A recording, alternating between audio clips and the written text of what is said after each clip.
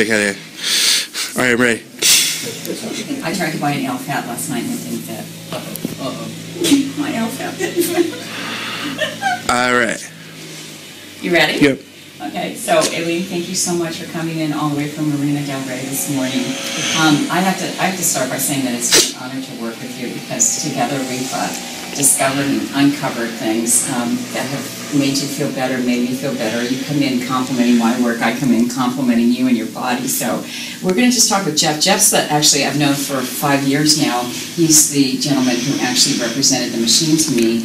And when I'd already seen the machine in Europe, and Jeff wound up walking in my door. It was just very fortuitous that the machine that we chose was something that was very gentle, very non-dramatic, and I like to call it finesse lipo or lady lipo because it uses a power-assisted machine behind it to run the strength of the machine, so my arm never gets tired. I never have to do a dagger move. I'm simply doing what I used to call lawnmower until someone told me no one mows their lawn anymore. Call it vacuum. It's like you vacuum. It's got a cannula that actually does not only circular vibration, which proves helpful in preventing pain and also encourages collagen response and encourages retraction, but it's got a vibration that will also cause you to just not feel when it goes through. It also circulates out about 1 centimeter, so it is like vacuuming your rug. You go straight and come down, and then you overlap, and that creates a much more even experience and result. Now I've talked enough. What is your experience been with it? What about the procedure itself? How did you feel? Did you remember anything? Or? No, not really.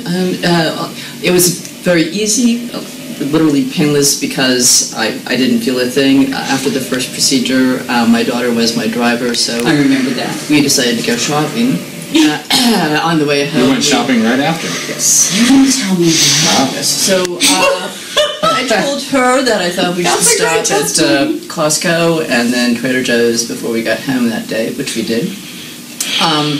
I think both procedures were on a Friday. Right. On Monday, on both days, I went back to work, which was really, really easy. So it's been really great. It's really been great. I gave myself permission to go ahead and do this, and I was telling Dr. Lara today, I have never had this body. Even and I work out, I do everything. I'm a very fastidious eater. I exercise regularly. My body shape was not this body shape. I don't ever had really a waist, a defined waist. I always had these little, my mother's genetic little hips. We all remember and like my mom, it's true. And but I have very thin arms, very thin legs. I'm pretty tall, and so this has been it has been transformational. The healing has been really, really quick. I'm 2 weeks after doing the second section procedure, and I just come in and I say, Dr. Lara, look at what you've done, because she's the one that's done it, and I really do believe that the machine's great, but it really relies on the physician. The physician really has to have a vision. There really is an aesthetic, artistic quality to what you do. You just can't get in there and scoop and scrape or whatever you guys do.